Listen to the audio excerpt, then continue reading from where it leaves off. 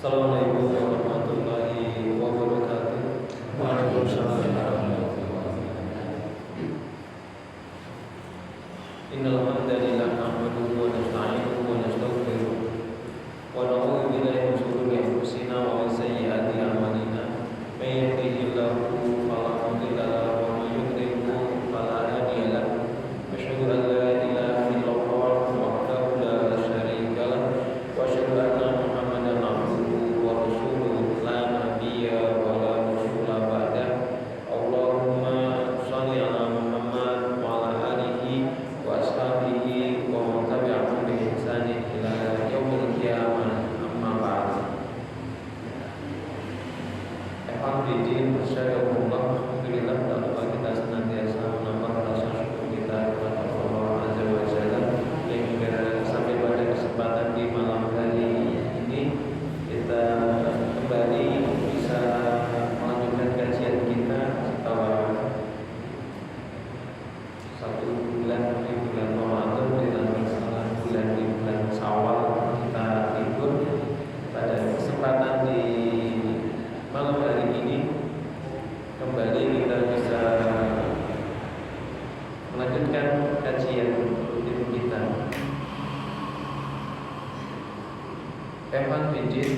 Kita akan lanjutkan pembahasan kita terkait dengan sholat sunnah, terkait dengan sholat sunnah. Terakhir kemarin kita bahas tentang sholat tarawih. Terakhir kita bahas tentang sholat tarawih. Kita akan lanjutkan berikutnya yaitu sholat duha.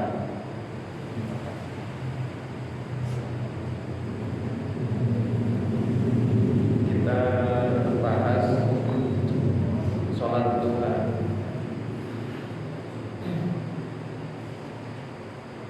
Di antara sholat sunnah yang dicontohkan, dianjurkan atau dicontohkan oleh Nabi Shallallahu Alaihi Wasallam adalah sholat duha, sholat yang dikerjakan di waktu duha. Keutamaannya apa? Ada banyak keutamaan dari sholat duha ini.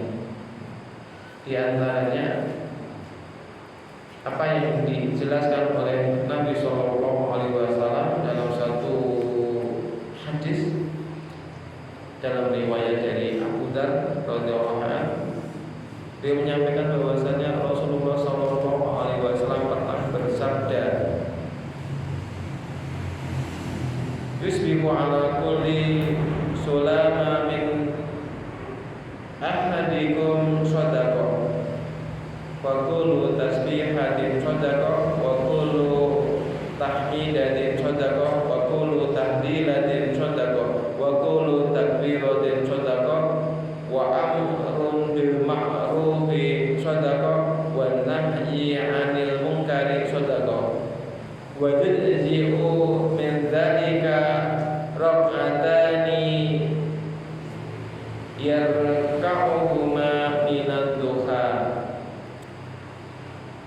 Setiap pagi semua atau setiap persendian yang ada di dalam tubuh kalian, di tubuh kita, harus dikeluarkan sedekahnya. Ada sekian banyak sendi di dalam tubuh kita yang kita harus bersedekah untuknya, atasnya. Kita keluarkan sedekahnya. Ada ruas-ruas tulang, ada sekian banyak persendian yang harus kemudian kita keluarkan sedekah setiap paginya. Kemudian Rasulullah Shallallahu Alaihi Wasallam menjelaskan setiap ucapan tasbih, kita mengucap subhanallah, itu termasuk sedekah. Kemudian setiap ucapan tahmid, kalimat tahmid, alhamdulillah, itu juga sedekah. Kemudian setiap takbir itu juga sedekah. Tahlil itu juga sedekah. Bacaan-bacaan wirid, bacaan-bacaan zikir itu adalah sedekah. Termasuk amar ma'ruf nahi munkar, mengajak kepada kebajikan, mencegah keburukan, itu juga sedekah. Kita mengajak teman, ayo persiapan untuk sholat jamaah, itu sedekah. Jangan remehkan. Kemudian mengingatkan kalau makan jangan lupa berdoa. Makan sambil duduk. Itu juga sedekah. Mencegah dari hal-hal yang tidak baik. Jangan berkata dusta. Tolong tunjukkan pandangan ketika duduk-duduk di sebelah sini misalnya. Itu juga sedekah, itu mengingatkan gitu. Mengingatkan atau menjaga atau mencegah perbuatan yang tidak baik, itu sedekah.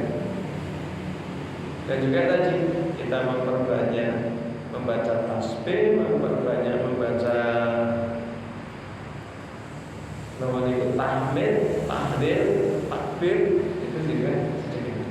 Namun ada sesuatu yang bisa mencukupi dari sekian banyak itu, yaitu apa? 2 rakaat yang dikerjakan di waktu duha itu mencukupi jatah sedekah setiap persendian yang ada di tubuh kita. Maka yang minimal sholat duha rakaat itu disempatkan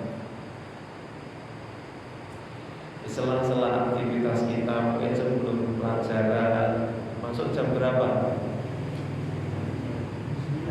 Masuk jam 9, longgar, orang 2 rakaat, 12 rakaat cukup. Iya, rakaat itu berapa menit? Ada yang kerjakan 2 rakaat duha sampai 1 jam, tidak ada ya. Ini paling sekitar 3 sampai 5 menit cukup.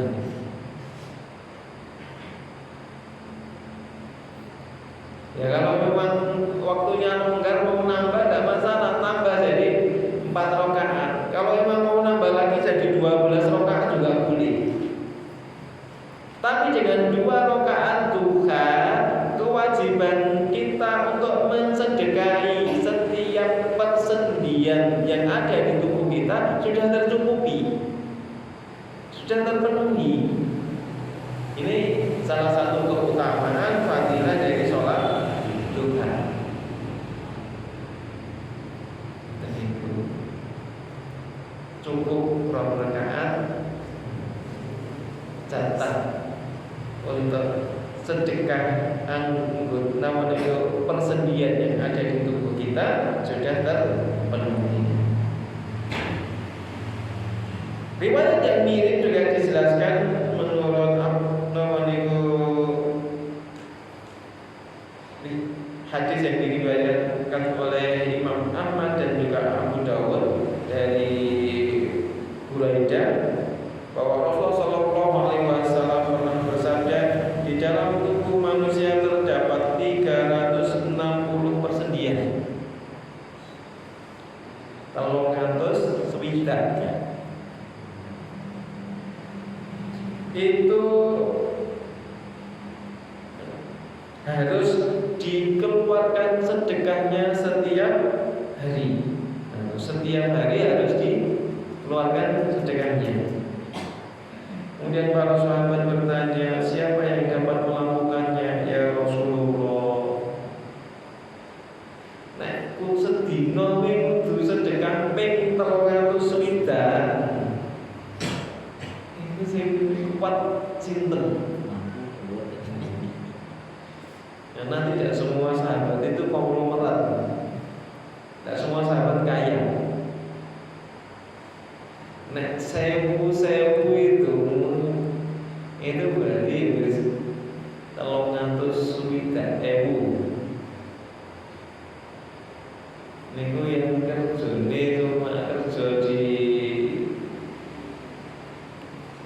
Napa niku pabrik ten misalnya ten Leko napa ora kathok.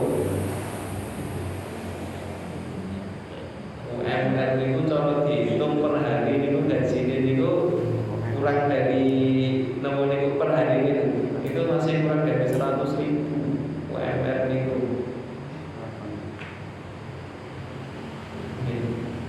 Nek PNS nek lagi mlebu niku yo dereng nyandang. Nek sedina niku 360.000 ping 30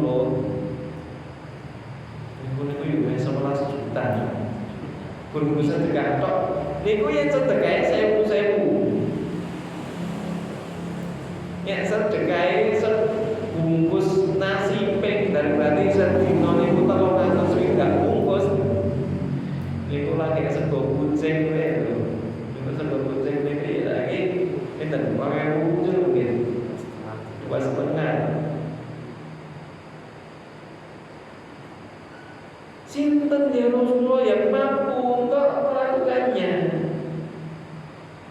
Ini ya alhamdulillah pertanyaan sahabat itu namanya sahabat mau bertanya tentang hal ini sehingga Rasulullah memberikan solusi, memberikan jalan keluar. Maka Nabi Shallallahu Alaihi Wasallam menjelaskan memendam ludah ketika seseorang itu berludah. Jangan bayangkan sekarang, kita bayangkan ke zaman dulu ya. Yang ada di dalam masjid, yang saat ini lah mungkin wani itu neng jero masjid niku lah, tidak mungkin nanti. Kalau zaman dulu karena tanah namanya lantainya masih pasir, masih tanah. Jadi memendam ludah atau mungkin membersihkan kotoran yang ada di dalam masjid itu termasuk bagian dari sedekah. Kemudian menyingkirkan hambatan pengganggu yang ada di jalan, itu sedekah.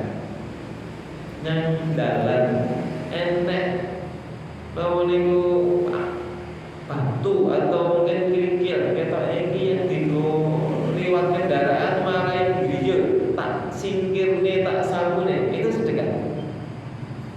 Iki enek pecahan kaca iki nyamari kena singkil kena ban ya dadi suloyo tak singkirne.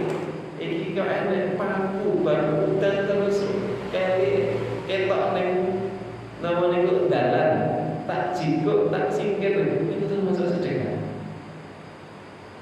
Menyingkirkan gangguan yang ada di jalan itu merupakan sedekah. Mboten malah dalan wis sampai diganggu kan itu benar. Tapi Indonesia ini kok aneh ya.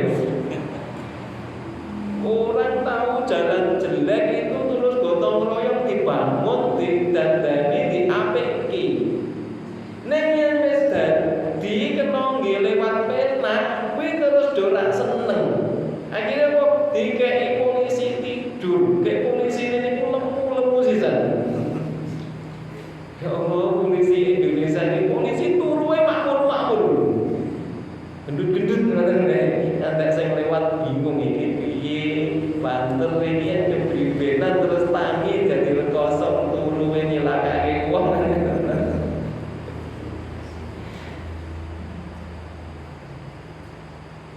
Nek ora ikhlas dienggo liwat penak kok rasa didandani, rasa kelangan ragat, rasa kelangan tenaga kan. Menyingkirkan gangguan yang ada di jalan itu sedekah. Otomatis berarti yang ganggu wong lewat. Gimana di CCTV?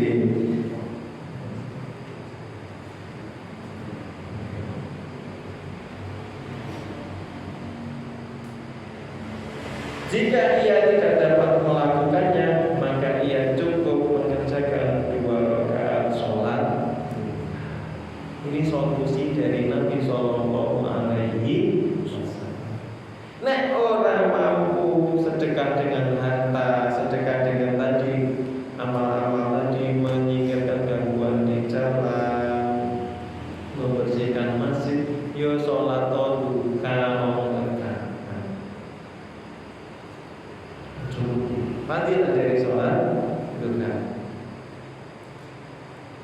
Ini merupakan suatu keutamaan yang sangat luar biasa dari sholat duha. Ketoknya 2 rakaat itu ya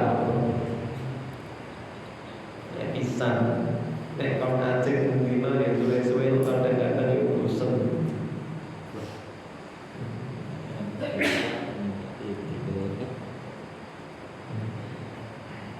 Kemudian juga riwayat yang lain, Nawas bin Sam'an radhiyallahu anhu, beliau pernah meriwayatkan bahwa Nabi Shallallahu Alaihi Wasallam pernah bersabda, "Kalaulah ibnu Adam la ta'jizan an arba'i raka'atin fi awwalin nahari akfika akhirah." Allah berfirman, "Wahai anak Adam, janganlah engkau meninggalkan 4 rakaat di awal hari, waktu buka, jadi di waktu pagi.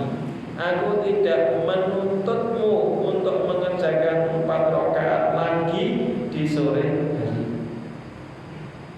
Artinya sholat duha yang dikerjakan di awal itu jangan cukup ya untuk 1 sholat sunnahnya gitu.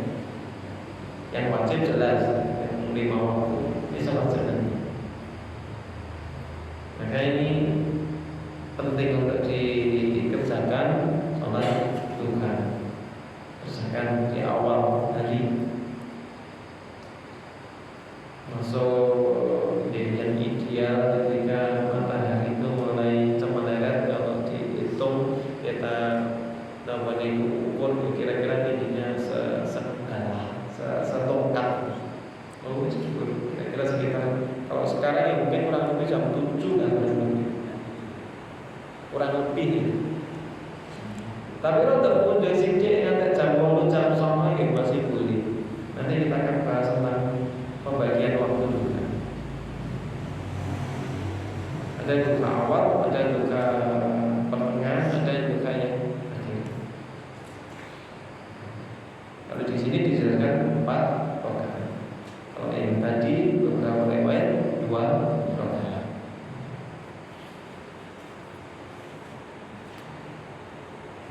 Kemudian Abdullah bin Umar juga pernah menyampaikan kabar bahwa Rasulullah Shallallahu Alaihi Wasallam mengutus pasukan, dan pasukan itu mendapatkan banyak ghanimah, harta rampasan perang, dan dapat segera kembali pulang. Kaum muslimin membicarakan tentang perang mereka yang begitu cepat selesai, kemudian banyak ghanimahnya, harta rampasan perangnya banyak, rampungnya cepat, dan mereka segera pulang. Kemudian Rasulullah Shallallahu Alaihi Wasallam memberikan komentar dan berkata, "Maukah kalian aku tunjukkan akan orang yang perangnya paling cepat selesai, paling banyak harta rampasannya, dan paling cepat kembali pulang?" Jadi ada rombongan pasukan diutus Rasulullah untuk suatu syariah peperangan, kemudian dia segera perangnya itu cepat rampung, harta rampasan perang yang dibawa juga banyak, mereka bisa kembali ke Madinah. Para sahabat penduduk Madinah kagum dengan peperangan itu, dengan pasukan itu. Maka Rasulullah kemudian menyampaikan, "Maukah kalian aku tunjukkan orang yang perangnya paling cepat, kemudian harta rampasannya banyak, dan segera kembali pulang, yaitu orang yang berwudu, kemudian berangkat ke masjid untuk mengerjakan sholat duha, adalah orang yang perangnya paling cepat selesai, paling banyak harta rampasannya, dan paling cepat kembali pulang." Nek burung mampu jihad, kalau daerah kita juga tidak ada peperangan, nek ingin mendapatkan pahala sebagaimana pahala orang berjihad, nek ingin mendapatkan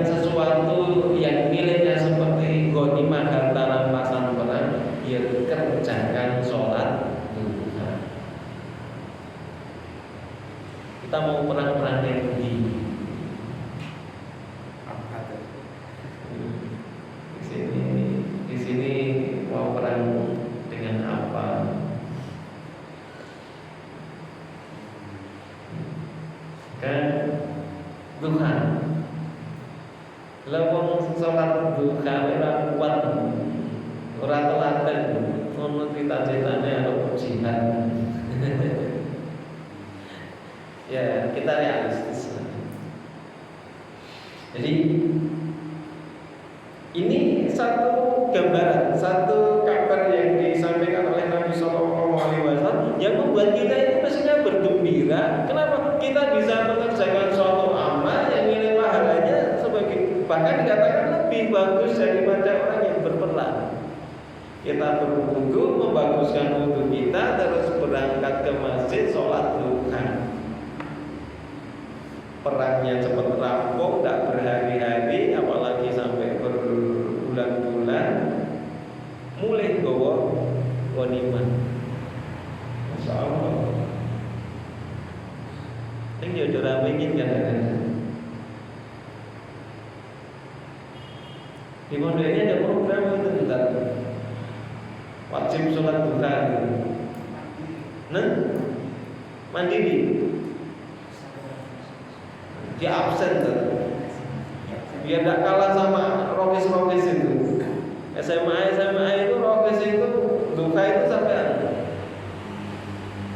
Padahal mereka itu di sela-sela pelajaran, jam-jam istirahat. Anak-anak SMA itu. Saya dulu waktu masih di Surabaya, masjid kampus itu bukan kampus IAIN ya, kampus namanya itu Universitas Negeri ya. Itu masjid itu begitu sudah mulai aktivitas di kampus, mulai sekitar jam 7, setengah 8, itu sudah mulai ada yang sholat duha di situ sampai zuhur.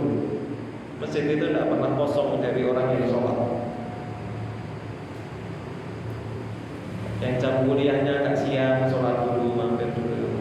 Yang ada jam kuliah pagi, dia selesai kuliah, mampirnya ke masjid sholat duha. Negeri, bukan pondok pesantren juga bukan IAI ataupun UIN. Kondisinya apa? Duha, diopeni. Nah, ini di pondok jangan kalah, kalau di absen.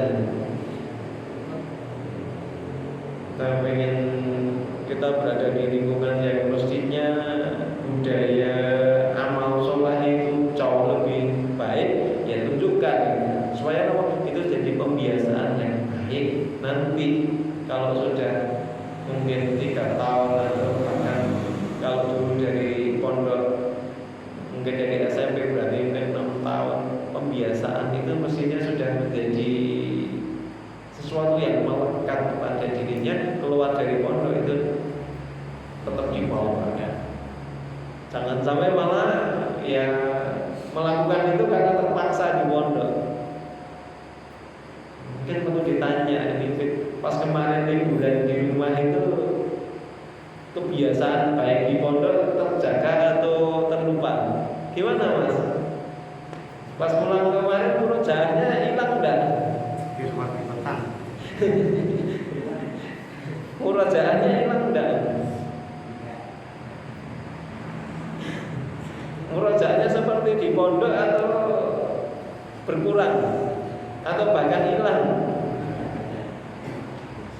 Antum semua masih santri, gimana kalau udah lulus gitu? Ya, ini sekedar pengingat saja.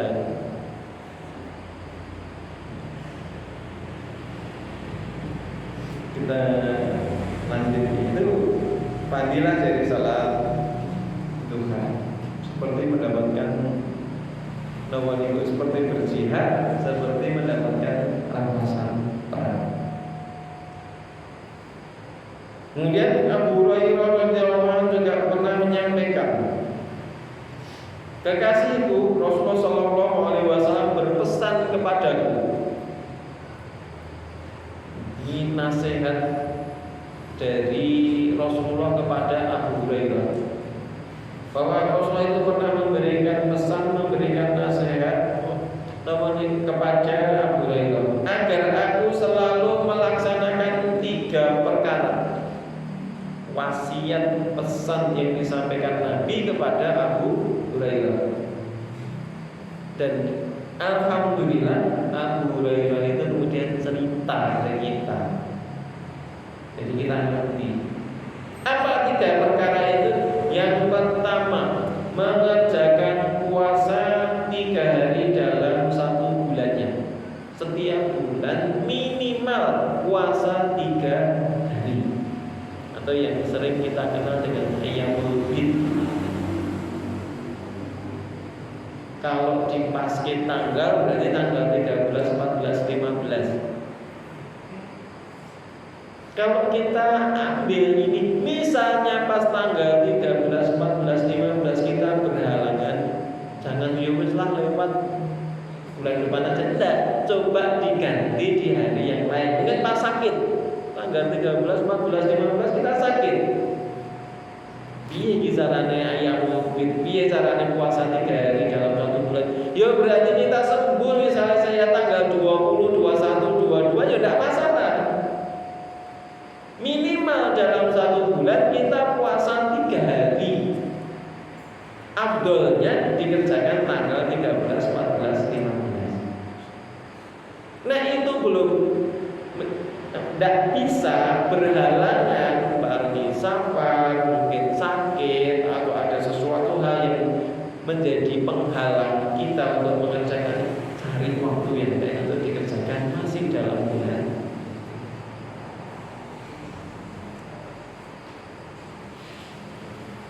Kemudian mengerjakan 2 rakaat sholat duha, minimal 2 rakaat duha.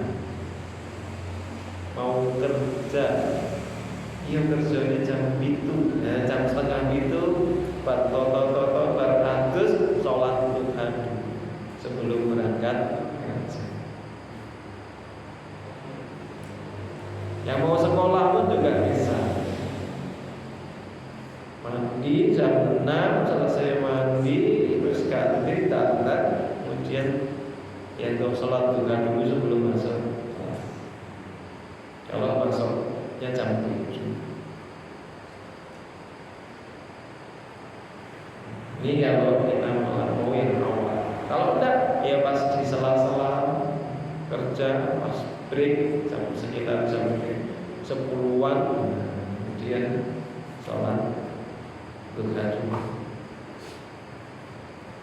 Kerja tukang itu kalau di perorangan kan sekitar jam 8 atau istirahat.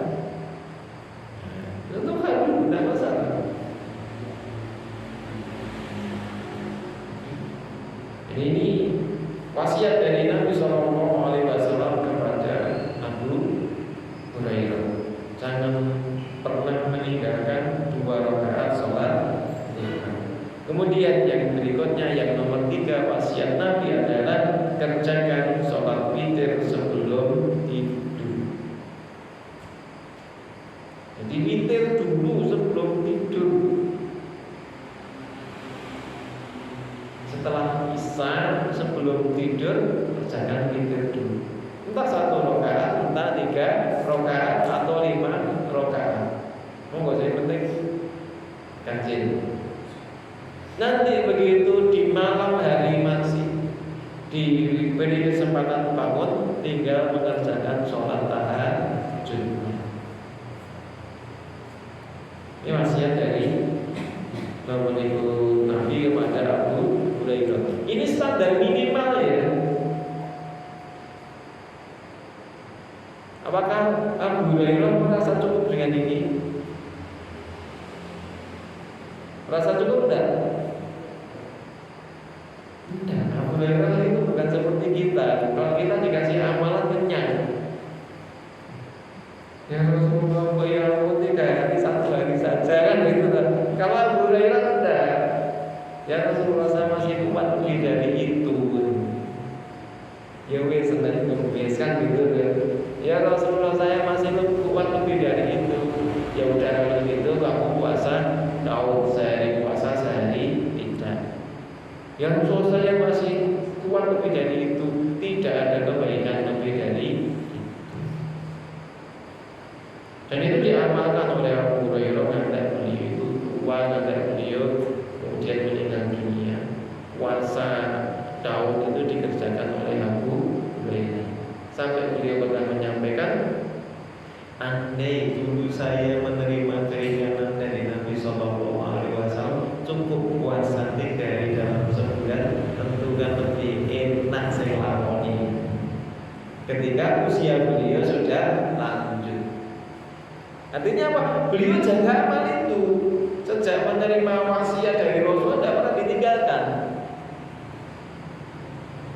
Bukan pas naik pondok tok gitu. Begitu mulai ganti acara, murojaahnya HP kan gitu kan. Aku tidak nyindir mengungkapkan fakta, anakku ya hijau soalnya.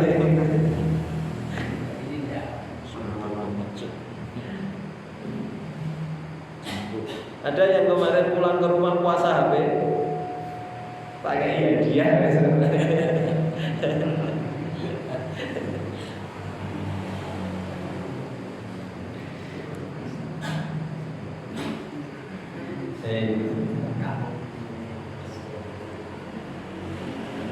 Jadi ini wasiat dari Nabi. Kalau kita coba perhatikan, mestinya juga wasiat buat kita semua. Minimal kita ini dalam 1 bulan punya amal puasa 3 hari. Minimal dalam 1 hari ini kita sholat duha 2 rakaat. Minimal dalam 1 malam kita witir itu 1 rakaat minimal.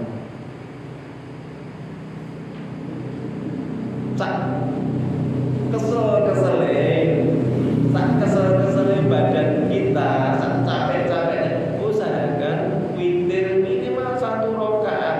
Yang kesel tenang juga nunggu. Ya Allah, puasa 2 rakaat. Enteni dipijet ya lagi. Iko.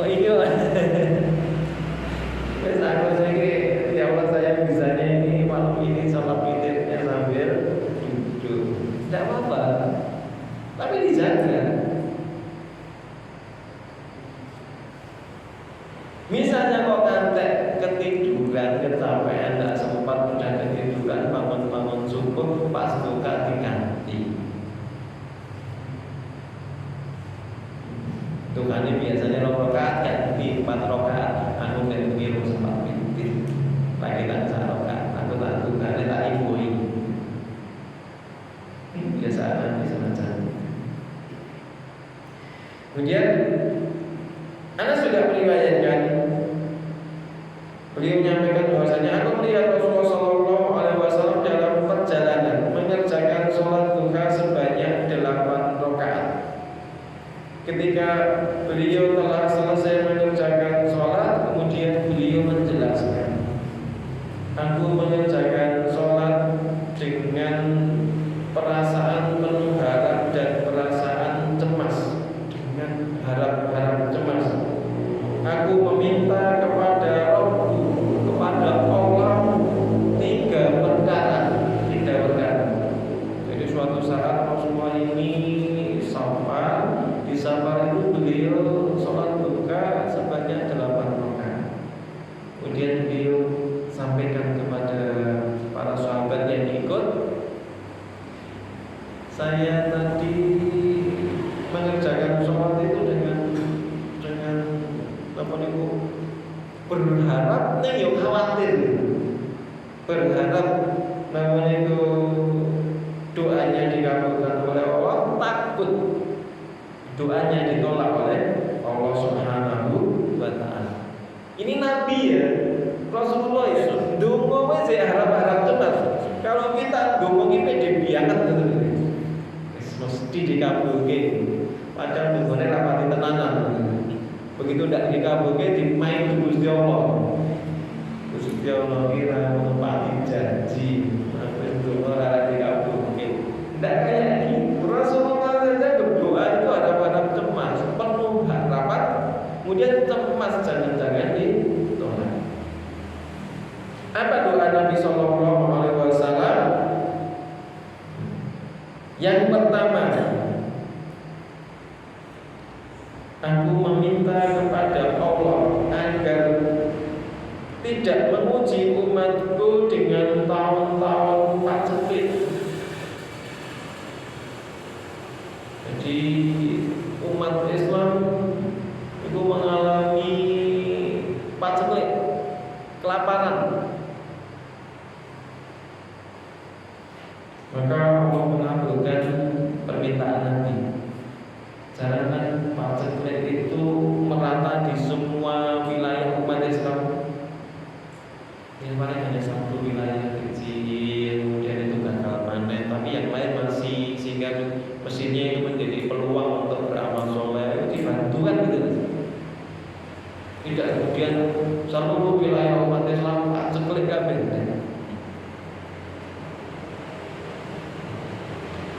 Itu dikabulkan oleh Allah. Dan sekarang itu jarang mengenai istilahnya bencana kelaparan itu merata. Jarang juga ada. Ya mungkin ada 1-2 wilayah tapi kecil, yang lain masih cukup dan bisa membantu. Kemudian yang nomor 2, aku meminta agar mereka tidak dapat dikalahkan oleh musuh. Maka Allah mengabulkan permintaan. Walaupun umat Islam di beberapa wilayah itu tertindas, tapi masih ada umat Islam yang lain itu dia masih merdeka. Tidak sampai seluruh umat Islam itu tertindas semua. Benar-benar. Sehingga misalnya ini aku mau hijrah ke negeri yang aman, masih ada peluang, masih ada kesempatan.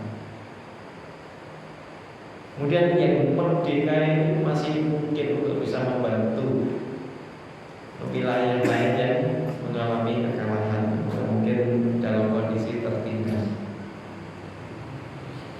Kemudian yang berikutnya nomor 3, ini tidak dikabulkan oleh Allah. Aku meminta agar mereka umatku jangan dipecah belah menjadi kelompok-kelompok.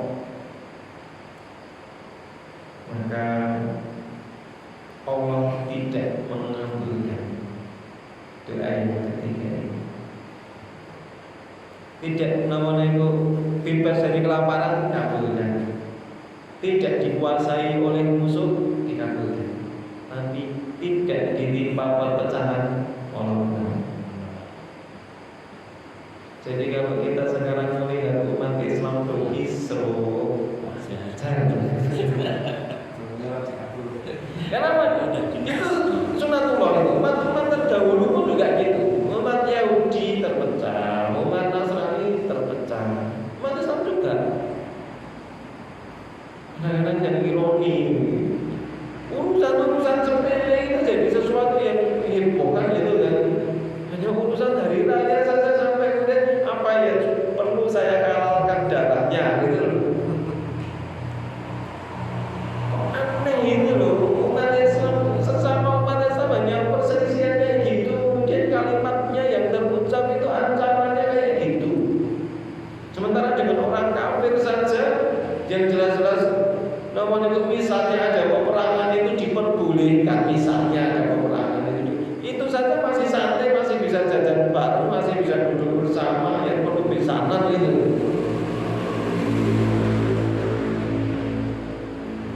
Tapi dengan umat Islam yang lain, Masya Allah, ucapannya, kalimatnya, komentarnya itu loh.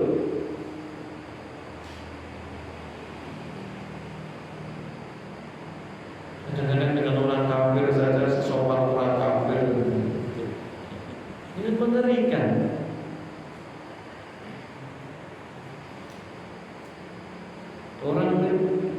Orang non Muslim saja kalau orang Islam itu saya nganggu milih-milih bahasa loh. Iya kan? Masih milih-milih bahasa. Yang kira-kira itu yo tidak sampai menyakiti. Kadang-kadang pun jadi yo menyakitkan. Dan kayak gitu tidak akan terungkap secara langsung. Itu hanya untuk bahasa dalam komunitas mereka. Tapi kalau kita lihat sekarang, Jenengan simak mungkin di medsos, di dunia maya, itu ucapan orang-orang yang ketoknya ahli ilmu ketika ngelokke orang yang beda kelompok itu rasanya ini mau berilmu mau murah gitu, susah beda kan? Ngelokke sedulure sesat ahli neraka itu ketoknya penak banget, ketoknya seneng banget ketika saudaranya masuk neraka itu bangga gitu loh.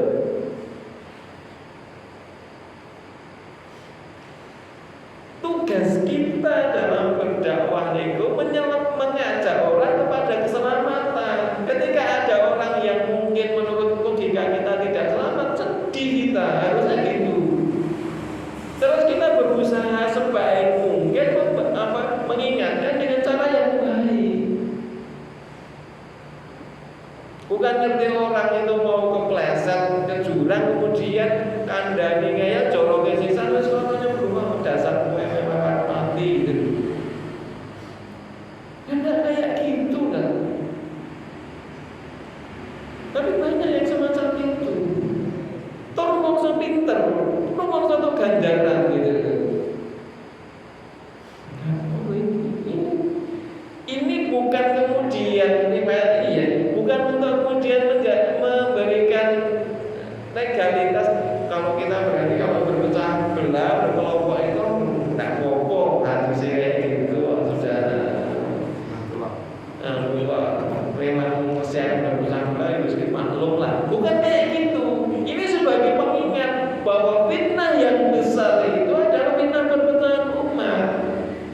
Nah bisa, kalau bisa kita berusaha namanya kok menghindari faktor-faktor yang bisa memicu perpecahan. Walaupun mungkin terpecah, jangan sampai bermusuhan. Bagaimanapun dia masih muslim, masih saudara, perlakukan saudara sebagai saudara. Paham ya? Nanti antum praktek di masyarakat, antum lulus dari sini kembali ke masyarakat. Jangan menjadi pemicu pertengkaran perselisihan di antara. Harusnya kita menjadi pemersatu. Harus menonjol juga ya. Kadang-kadang menjadi jembatan itu kan harus siap berkorban kan. Ada dua jurang, dua sisi jurang. Semuanya yang merasa saya benar ya bagian ini, saya benar bagian ini. Nah, begitu ada jembatan, akhirnya saling terhubung. Wah ternyata kita ini belum bisa bersifat seperti jembatan itu, menjembatani dua hal yang mungkin berseberangan itu supaya bisa komunikasi, saling memahami, saling bekerja sama di antara umat Islam. Maksud istilahnya riwayat ini dijelaskan, disebutkan supaya kita mampu sama-sama itu. Bukan Islam kita sekalian mesti doain Nabi Rati Kabungi, kita perbanyak kelompok, kita perbanyak perpecahan. Kita wujudkan riwayat dari Nabi ini tidak kayak gitu. Jadi termasuk ini pelajaran yang bisa diambil dari kisah ini, kita perbanyak doa di waktu sholat. Untuk urusan yang besar kayak gini, Nabi berdoa di waktu setelah selesai mengerjakan sholat. Jadi kalau kita punya sesuatu yang pengen kita minta kepada Allah, salah satu waktunya setelah kita sholat. Kemudian kalau hukum sholat duha jelas ya, sholat duha itu sholat sunnah. Jadi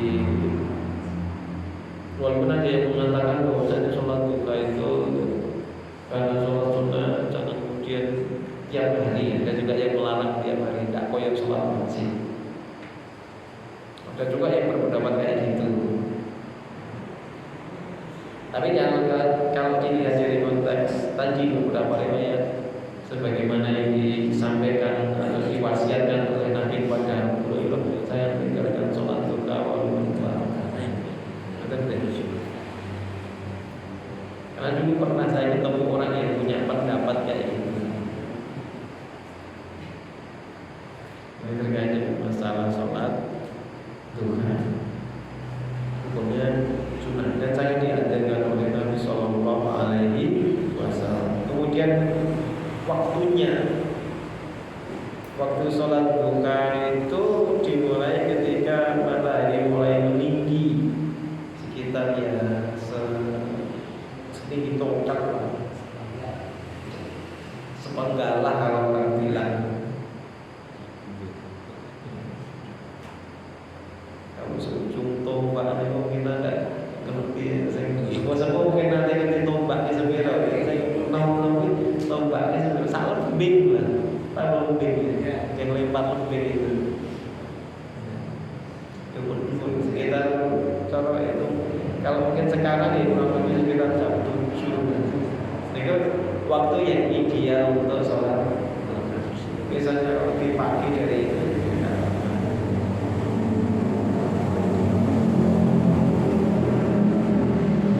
Sampai matahari itu bergeser mendekati waktu zuhur, ya kira-kira sampai jam 11-an, mendekati waktu zuhur, itu masih bisa mengerjakan sholat duha.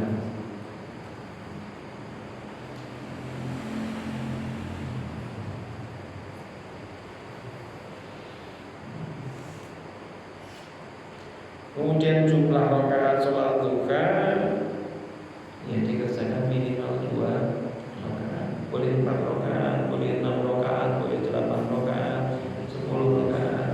Bahkan Rasul juga pernah mengerjakan 12 rakaat.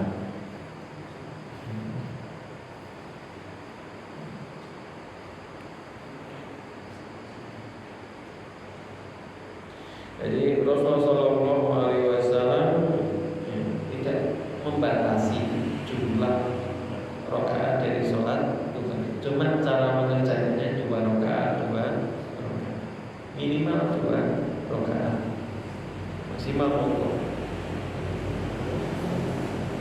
sesuai dengan kondisi. Ya, seperti tadi ada yang riwayat menjelaskan 2 rakaat, ada yang menjelaskan 4 rakaat, ada yang menjelaskan 8 rakaat. Di suatu kesempatan Rasulullah itu juga pernah mengerjakan 12 rakaat. Biasanya Rasulullah mengerjakan sampai 12 rakaat ketika di malam hari beliau karena suatu hal tidak sempat mengerjakan sholat malam. Jadi kalau Rasulullah itu di malam hari mungkin karena safar atau karena kondisi tertentu ya, sehingga tidak sempat mengerjakan sholat malam, di waktu siang hari, di waktu buka beliau mengerjakan sholat duha sebanyak 12 rakaat.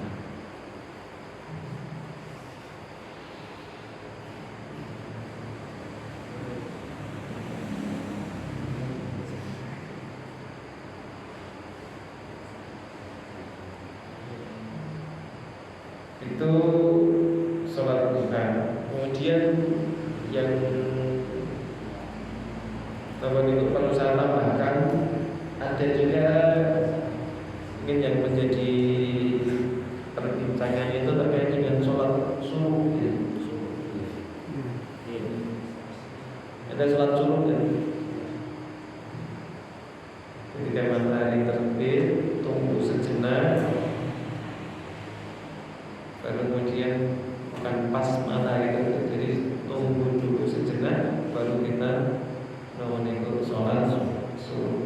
Sholat setelah matahari terbit itu kita bisa, ada yang menyebut itu duha awal. Jadi ada yang menyebut sholat subuh itu duha awal. Tapi ada juga yang menyebut sholat subuh itu sendiri, duha sendiri. buka, tunggu dulu lebih agar matahari lebih tinggi baru buka. Tapi ada ulama yang menjelaskan bahwasanya sholat zuhur itu sholat duha yang diawalkan. Jadi duha itu kalau yang tadi ada diawalkan atau diakhirkan, kalau diawalkan berarti tadi mendekati sekitar setelah subuh itu, kalau diakhirkan berarti mendekati itu kalau kita dibagi menjadi 3 bagian. Tapi kalau kita memang ideal itu kayak tadi, ketika matahari tingginya kurang lebih setombak sepenggalan, tak tongkat, kira-kira ya kita jam 7.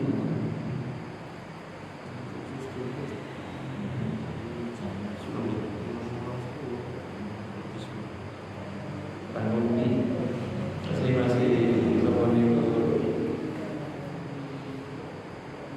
dan sudah mulai panas loh,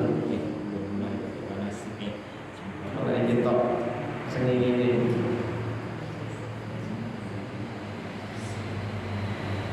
Itu sholat duha. Ada yang didiskusikan terkait dengan sholat duha yang kita tanyakan.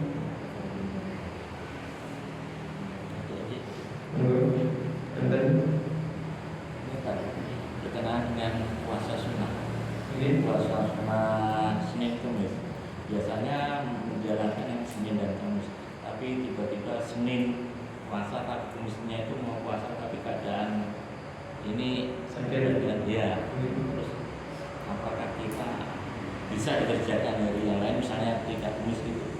Yang kedua berkenaan dengan puasa yang lebih, misalnya tadi kondisi kurang sehat gitu, dapatnya tanggal 14, 15, apakah bisa itu mulai dari tanggal 14, 15, 16? Makasih.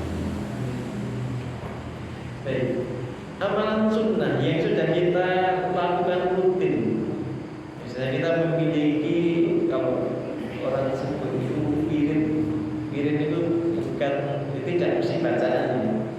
Amal soleh yang kita kerjakan secara rutin di luar amalan wajib, itu kalau istilahnya seperti disebut wirid.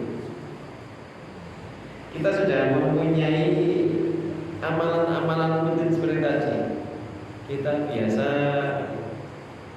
misalnya puasa Senin Kamis, kita sudah biasa Senin Kamis, sudah rutin kita kerjakan. Setiap Senin Kamis puasa. Suatu ketika pas hari Senin misalnya kok sakit, ini sakit, puasa malah nanti khawatir tambah ngedrop. Terus pun, nah, akhirnya dia tidak puasa hari Senin tadi, tapi rasanya kehilangan. Iman banget jatahku, kok Senin ora iso poso. Akhirnya boleh diganti ketika dia misalnya hari Selasa sudah sembuh, pas Selasa dia puasa. Nah kok ternyata poso, Selasa poso, aku depingi masuk angin ora iso poso dino Senin, tak ijoli dino Selasa. Itu boleh. Atau Senin puasa, apa itu sakitnya itu bukan hanya dino Senin, Selasa. Nah, pas Rebo sudah siap. Nah, pas Rebo diganti poso hijau di Senin. Itu boleh. Yang tidak boleh kemudian setiap Senin ora poso diganti poso nek Selasa karo Kamis. Nah, ini yang tidak boleh ini. Kalau puasa hari Selasa, hari Rabu hanya karena kondisi tertentu, Senin pas sakit, tidak bisa puasa Senin Kamis karena hari Seninnya sakit, diganti Selasanya.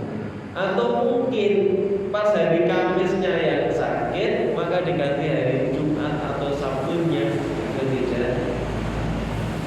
Yang tidak benar mengkhususkan hari Jumat atau Sabtu ataupun yang lain. Setiap minggu pokoknya Sabtu poso, Kemisnya orang, nah ini tidak benar. Yang kita boleh mengkhususkan hari untuk puasa itu ya Senin Kamis saja. Kenapa ini dicontohkan oleh Nabi? Kalau mengkhususkan hari puasa nenge Akad karo Jumat, itu sudah tidak nyunah lagi.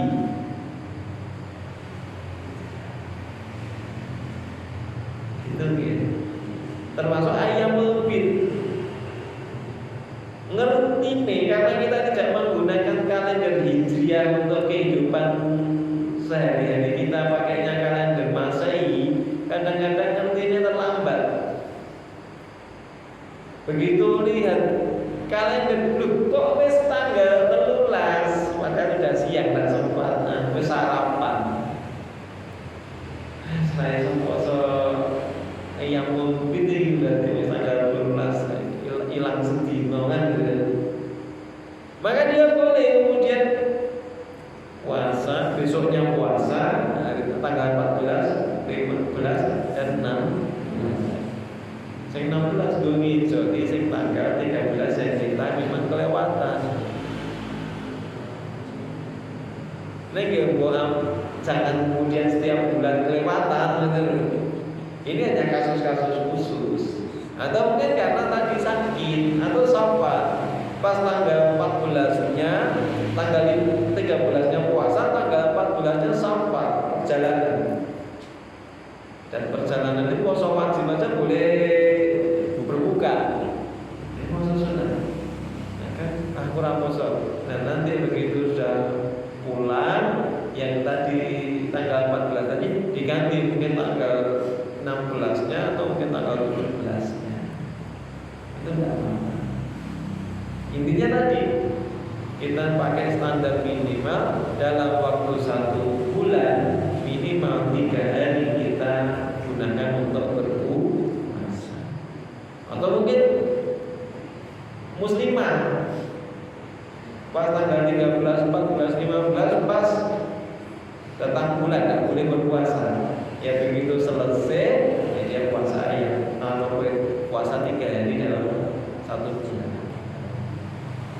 Nah itu kalau tanggal 20 ya tidak masalah. Ya memang tidak boleh puasa. Jangankan kok puasa sunnah, puasa wajib saja tidak boleh loh. Sama begitu. Jadi kalau amalan itu sudah amalan rutin, kalau kita ketinggalan atau kita lewatkan, kita menyesal berusaha mengganti di waktu yang lain. Sama begitu. Dan mungkin ada lagi yang lain.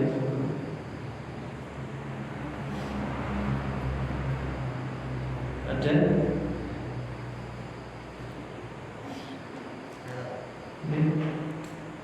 Untuk berkaitan dengan sholat rawatib.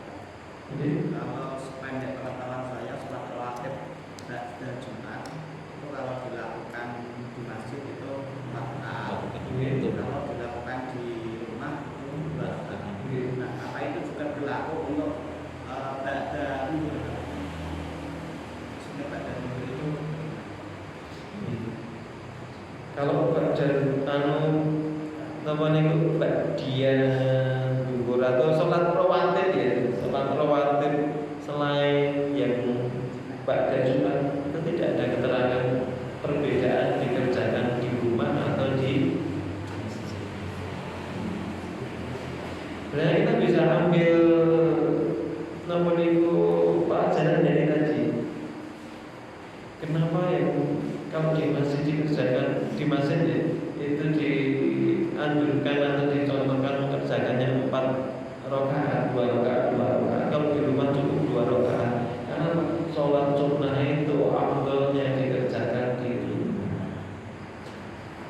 Nek tantangannya ketika dikerjakan di rumah itu sok ketungkul urusan lain.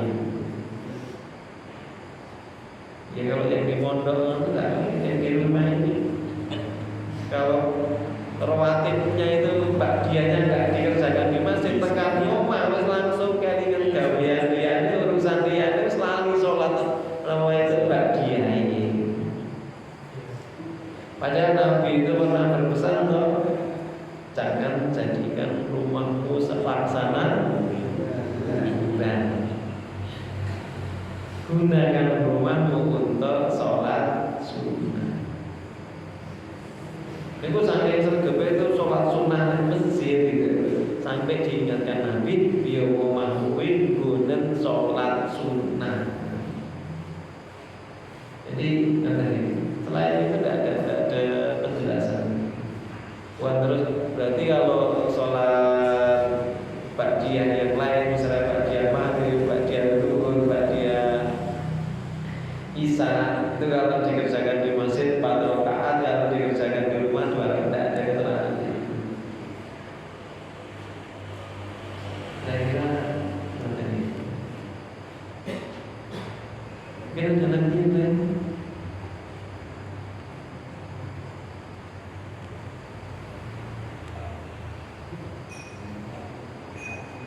Cekam mengantuk.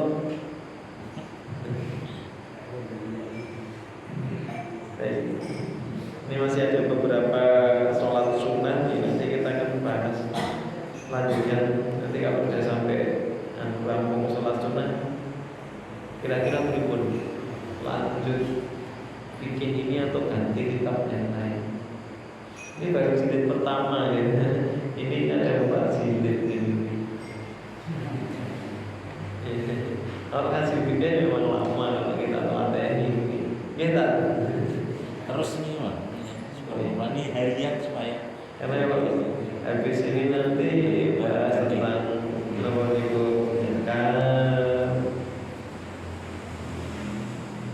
kemudian ada beberapa, tapi ini masih ada sholat jamaah berjamaah dan lain-lain, masih ada tentang imam dan macam-macam. Nanti kita ini perlu bahas ya.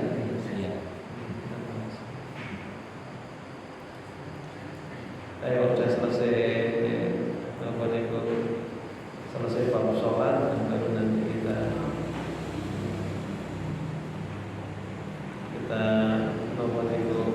apakah tetap lanjut untuk sholat bahas weekend atau gantian.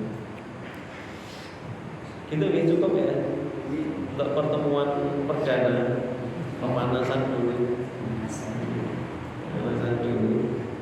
Saya juga ingatkan kepada kita semua, saya dan juga panjenengan, mumpung belum terlalu jauh dari Ramadan, silahkan bandingkan apa yang kita lakukan di bulan Ramadan dengan yang kita kerjakan di bulan Syawal. Kalau seorang sahabat yang namanya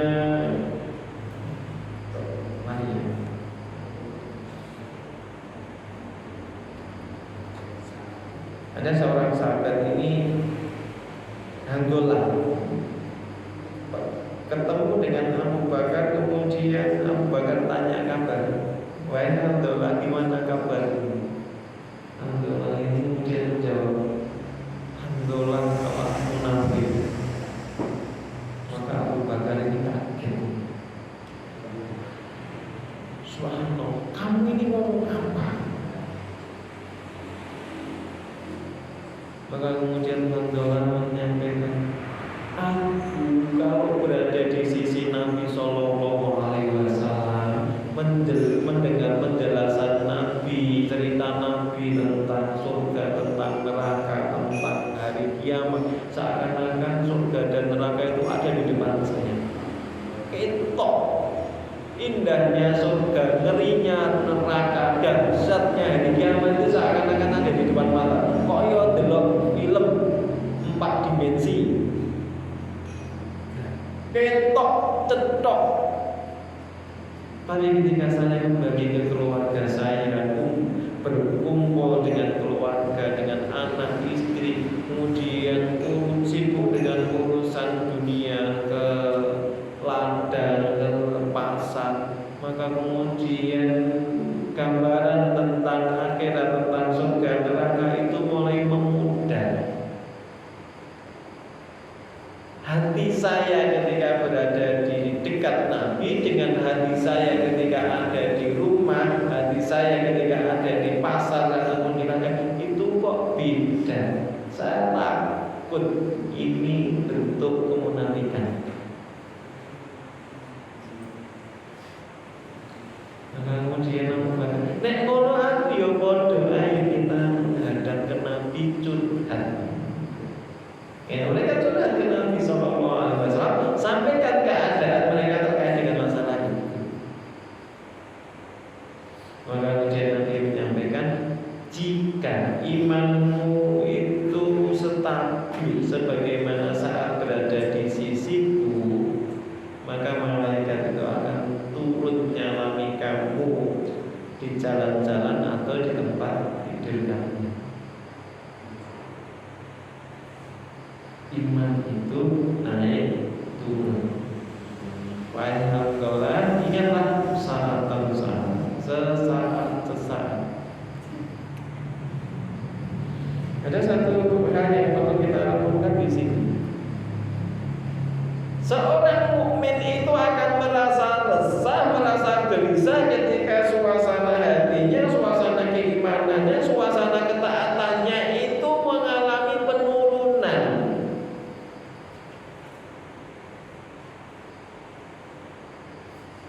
Kalau hanya sekedar keuangannya penurunan, tidak terlalu resah, biasa aja mau review aku gampang aku aman. Tapi kalau sudah imannya yang mengalami penurunan, amalnya mengalami penurunan, ketaatannya mengalami penurunan, dia baru resah. Nah kita berikut resahnya samune karek sithik kan itu kan, resahnya nyambut gawe rada sepi kan itu kan, orderan sepi kan itu. Kita kadang-kadang tidak merasa gelisah ketika kita berada di bulan Syawal, kehilangan sekian banyak kebaikan, kehilangan sekian banyak amal soleh yang biasa kita kerjakan di bulan Ramadan. Kita tidak merasa kehilangan, santai saja. Berhari raya itu bisa bergembira, padahal kita biasanya qiyamul lail, kita sekarang untuk ampun. Biasanya poso ana sarasen, padahal cuma ketunggul karo nastar karo tape mungkin ya senang-senang yang lain sama sirup apal. Kita sudah ketemu itu kelangan poso itu raku mongso gitu. Yang biasanya maca Quran tadarusan sekarang hilang itu di masjid itu. Biasanya kita dengarkan suara tadarus, sekarang enggak, itu juga enggak merasa kehilangan. Kalau kondisi kita semacam itu, jadi kita ini jadi iman pola itu. Handolah itu hanya karena dia itu merasa kalau imannya di sisi Rasulullah dengan di rumah agak berubah. Itu merasa jangan-jangan aku munafik, udah resah, gelisah.